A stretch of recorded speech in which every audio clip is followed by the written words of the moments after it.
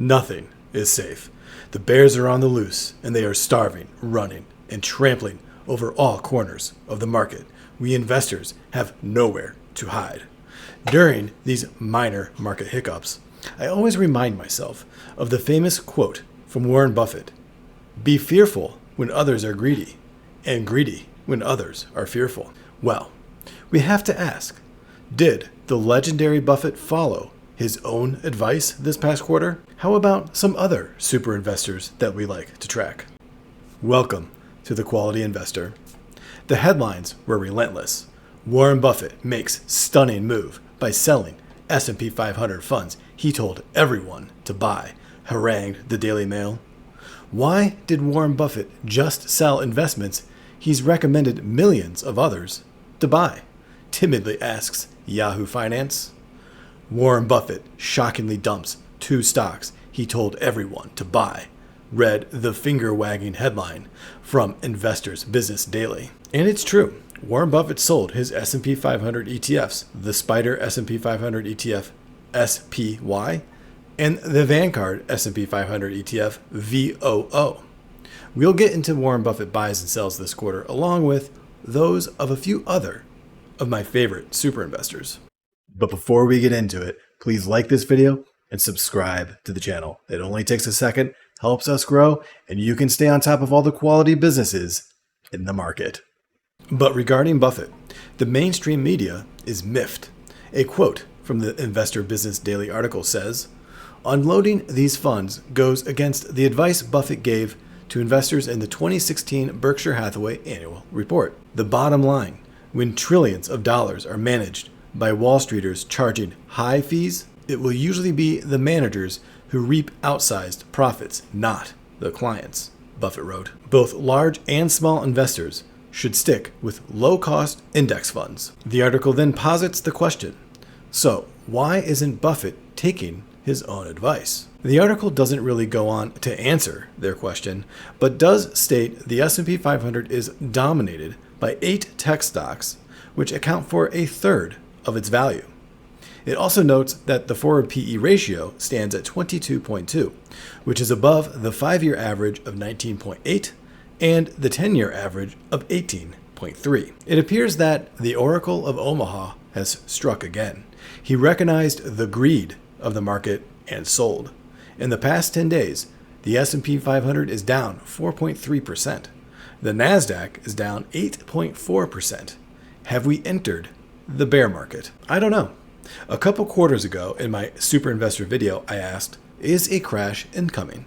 I concluded that valuations are certainly stretched and some speculation is happening, but nothing compared to the other crashes in the 2000s. Of those aforementioned tech stocks, all of them, with the possible exception of Tesla, are backed by real and growing earnings and cash flow. Right now, it seems the market is correcting itself. But whether a reset or a crash, neither should bother the long-term investor of quality businesses. A large cash pile, which Buffett has, and a sale in the market means a buying spree. But what did the super investor activity of last quarter of 2024 tell us? Remember, their 13 Fs report their activity a quarter in arrears, meaning what they released in February was their activity between October and December of 2024. Did they do more buying or selling?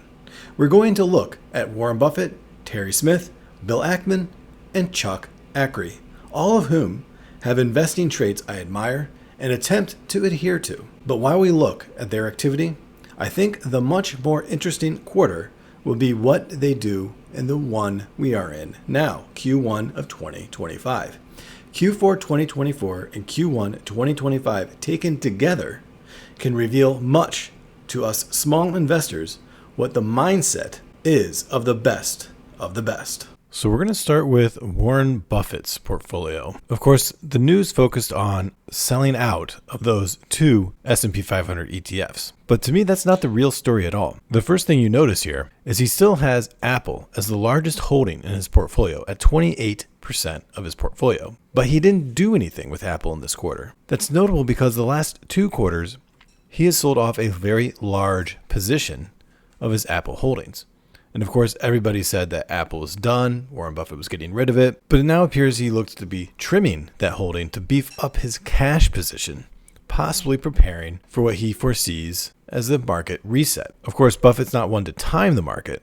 However, he's been around long enough to understand when certain economic conditions present themselves to a certain market going up or down. When we look at the activity, though, what are we looking at with those two S&P 500 ETFs? SPY and VOO. They make up 0.01% of his entire portfolio. The media was freaking out over, for what is Buffett, pennies. These were never large holdings for him, ever, at any point in his portfolio.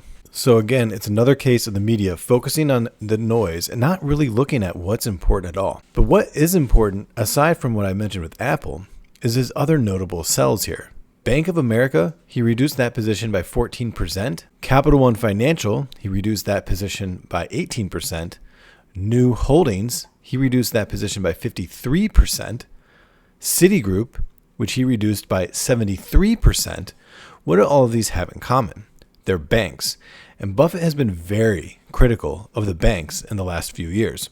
It's going to be interesting to see what he says at the annual Berkshire Hathaway investors meeting in May. But he made no secret of the disdain he had for banks at last year's meeting. And he's acting on that disdain by selling large portions of his bank holdings. A few notable adds, he really is increasing his position in Domino's Pizza, and he added more Pool Corp, 2 new buys from Q3 of 2024, and he's beefing up these positions in Q4. But Buffett's moves are telegraphing more what he believes about banking in general, which could portend some negative things for the economy considering how important the banking sector is in the United States. Next, we're looking at Terry Smith of Fundsmith, and he has reduced virtually every single one of the top half of his holdings here.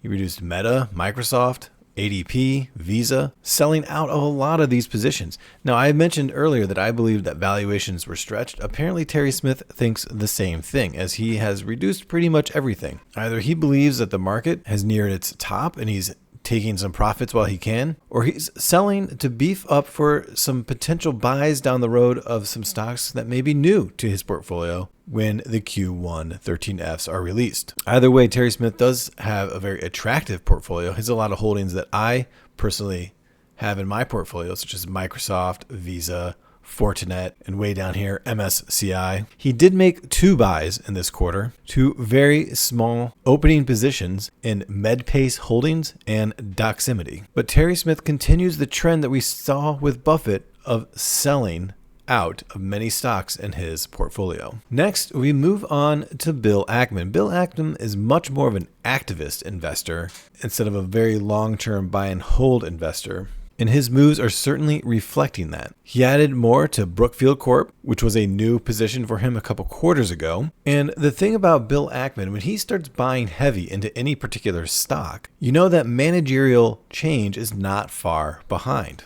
Now, Brookfield did have a board of directors shakeup in January, but I don't think Bill Ackman had a hand in that. The chairman of the board, Mark Carney, resigned to announce his candidacy for the leadership of the Liberal Party of Canada. And he also has made a significant reduction in his Chipotle holdings, reducing that by 14%. He's been a long-time activist investor in Chipotle, was instrumental in turning Chipotle around after their food poisoning scandal, but perhaps he's trimming because he is moving on to more fertile pastures, such as Nike, which he continues to add to that position. Nike has been struggling over the last couple years in the market, so it'll be interesting to see what, if any, activism Bill Ackman performs with Nike. But what's more intriguing about Bill Ackman isn't so much what he's done with his portfolio in this past quarter. It's an announcement he made a couple weeks ago regarding what he wants to do with Howard Hughes Holdings. He seeks to turn Howard Hughes Holdings into a modern day Berkshire. He gave a lengthy presentation on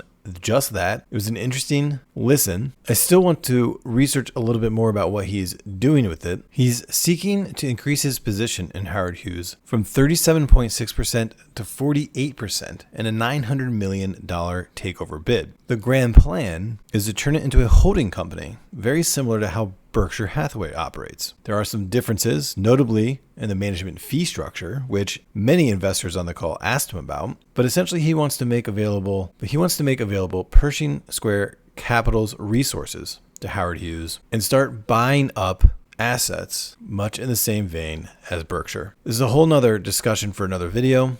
It is an intriguing prospect, but I do want to go over it in more detail later. And finally, we have Chuck Ackrey at Ackrey Capital Management, a very solid portfolio in my opinion. Every business here is high quality, top notch. And another theme emerges that we saw with Terry Smith and Warren Buffett. Major reductions in his positions and not buying as well. He sold MasterCard. He sold Moody's, O'Reilly Automotive, American Tower. It appears all of these investors are beefing up the cash that they have because they're not buying. At least they didn't buy in the Q4. Perhaps they're going to be buying a lot more in Q1. And that's why I said at the outset of the video, it's going to be far more interesting to see what the 13Fs for Q1 look like, to see if any of these super investors are making major purchases now that we're going through a market correction. A market correction, I might add, that doesn't appear to be ending anytime soon. So the theme emerging among the quality investors that I like to follow are a lot of selling and not a lot of buying. Given their vast experience in the investing world over the many years, they perhaps can see some of the signs of a market correction coming. Maybe they're selling to take some profits, moving into cash to kind of wait to see what sort of deals come available over the next days and weeks. But nonetheless, they all sold in Q4 of 2024. So that wraps up the discussion of the super investors. It'll be interesting, like I said, to see what they do in Q1 of 2025. But for now, the market is on a bit of a sale. So I think it'll be fun to see what we can buy over the next few weeks. Thank you for watching today's video. And if you've made it this far, go ahead and subscribe to the channel. Thank you and happy investing.